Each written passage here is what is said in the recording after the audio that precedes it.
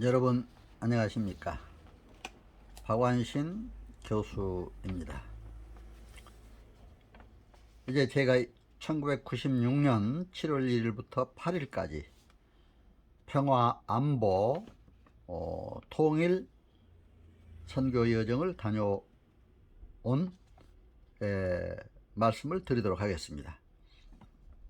특히 유럽 지역의 프랑스 평화안보 여정에 관해서는 지난번 말씀을 드렸습니다.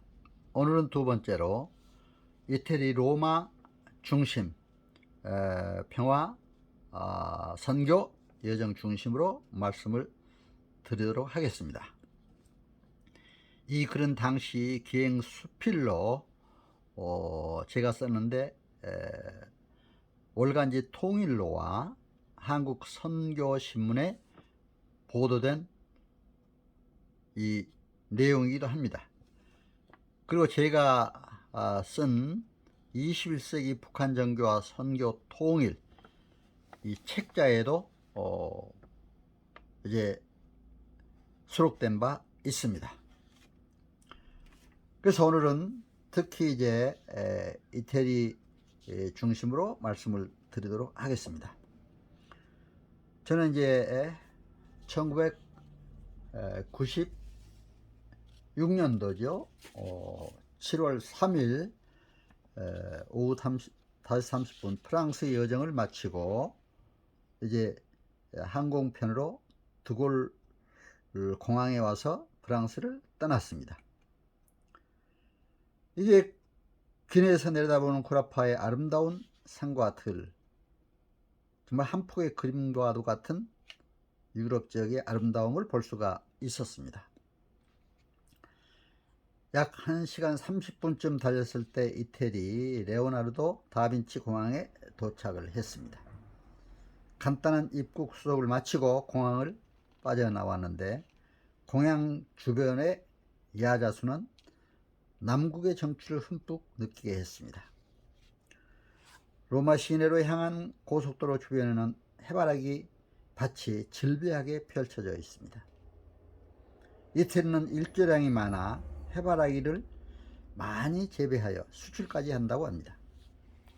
고속도로를 달리는 자동차들 역시 프랑스와 마찬가지로 소형차들이 주류를 이루고 있었습니다.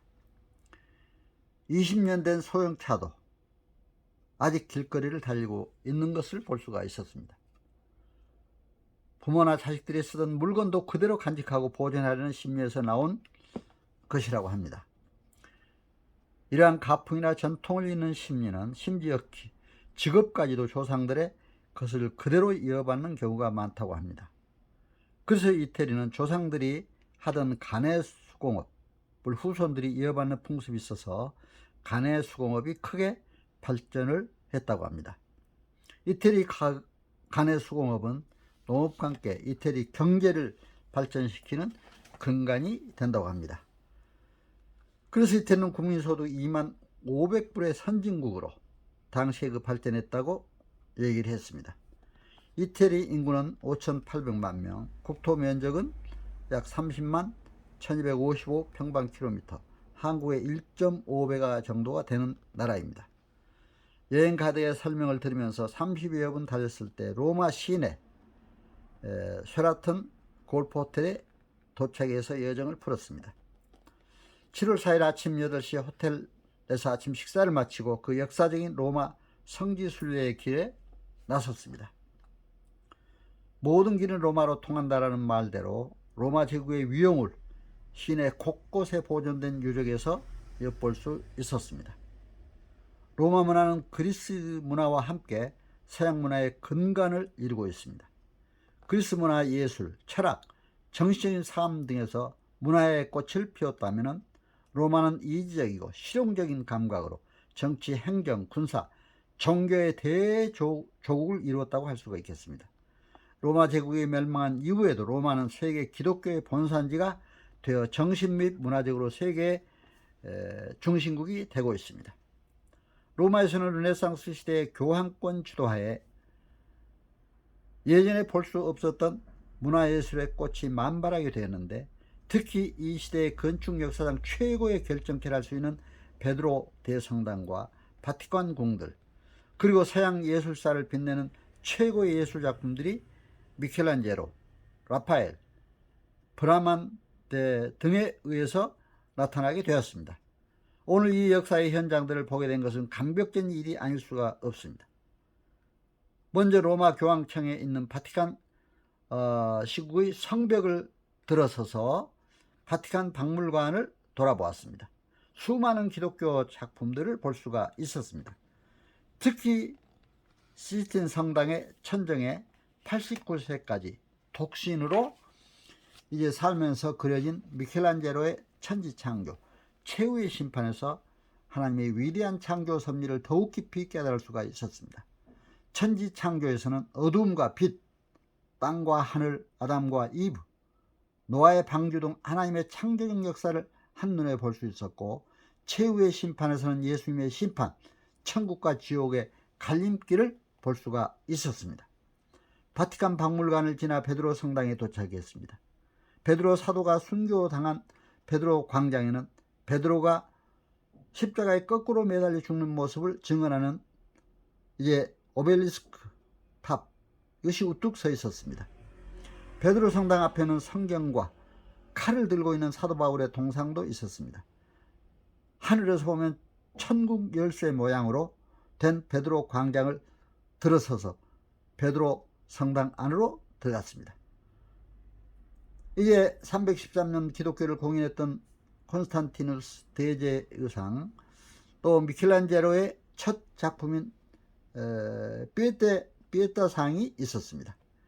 예수님 시신을 아는 성모 마리아의 초연한 자세를 담고 있었습니다. 라파엘로의 예수님 십자가상의 모습 등에서 깊은 감회를 느낄 수가 있었습니다.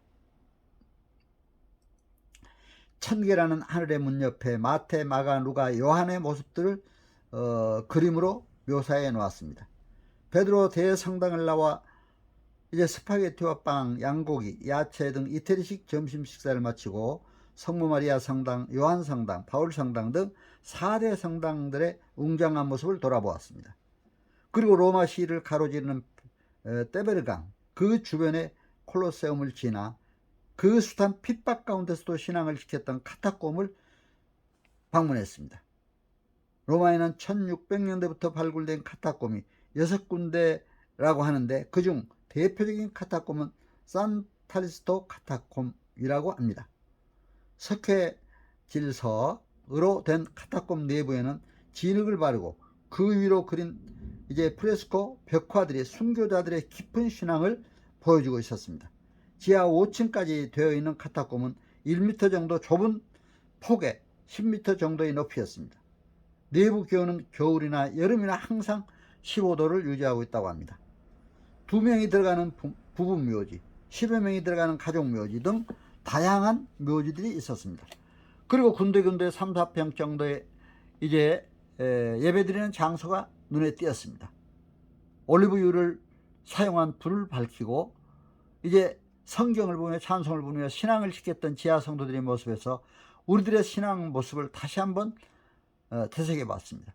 특히 지하 성도들의 예배를 로마 병정으로부터 보호하기 위해 문지기를 했던 산 체칠리아의 무덤을 보면서 저의 신앙을 다시 한번 생각해 보았습니다. 여러분, 오늘 저희 말씀 잘 청취해 주셔서 감사드립니다. 오늘 이제 이태리 로마를 중심으로 이제 특히 성지 순례를 했던 말씀을 중심으로 평화 선교에 관한 이제 이태리 로마 방문 여정을 여러분들에게 말씀드렸습니다. 정말 잘 청취해 주셔서 감사드립니다. 코로나로 힘든 때 오직 하나님만 바라보며 주님과 동행함으로 형통함의 축복이 넘치는 여러분 다 되시기를 기원합니다. 여러분 감사합니다. 안녕히 계세요.